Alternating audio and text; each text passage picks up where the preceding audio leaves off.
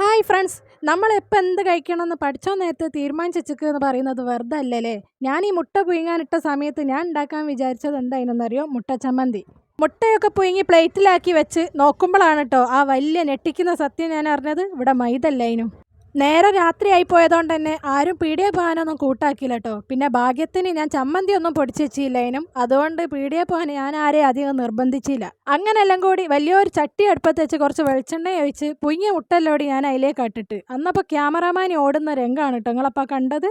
ഈ 3, 2, 5 മുട്ട ഇടാൻ വേണ്ടിയിട്ട് എന്തിനാ ഞാൻ അത്രയും വലിയ പാത്രം അടുപ്പത്ത് വെച്ചതെന്നുള്ളത് നിങ്ങൾ ആലോചിക്കുന്നുണ്ടാവില്ലേ. അത് ഞാനിപ്പോൾ നിങ്ങൾക്ക് കാണിച്ചു തരാം.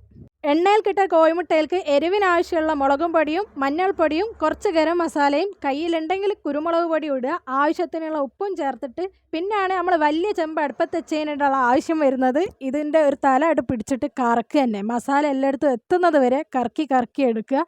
നമുക്കൊരു കയ്യിലിൻ്റെ ആവശ്യം വരുന്നേ ഇല്ല. മസാല എല്ലായിടത്തും എത്തിക്കും തോന്നിയാൽ പിന്നെ ഒട്ടും താമസിക്കരുത്, വേഗം തന്നെ കുറച്ച് കറിവേപ്പില ഇട്ട് കൊടുക്കുക, മല്ലിയില കയ്യിലുണ്ടെങ്കിൽ അതും ഇട്ട് കൊടുക്കുക. പിന്നെ ഒന്നും കൂടി ഇറക്കി കൊടുത്താൽ നമ്മൾ സാധനം ഇവിടെ റെഡി ആയിട്ടോ. നല്ല കാണാൻ എന്താ ടേസ്റ്റ്, നിങ്ങൾക്ക് ഒന്ന് തിന്നാനൊക്കെ തോന്നുന്നുണ്ടാവൂലേ. നമുക്ക് മുട്ടച്ചമ്മന്തി അടുത്ത പ്രാവശ്യം ഉണ്ടാക്കട്ടോ. ഞാൻ മുട്ടച്ചമ്മന്തിക്കുള്ള മൈദ ഈ സാധനങ്ങളൊക്കെ റെഡിയാക്കി വെച്ചിട്ടേ ഇനി അത് ഉണ്ടാക്കാൻ ഒരുങ്ങുള്ളൂ.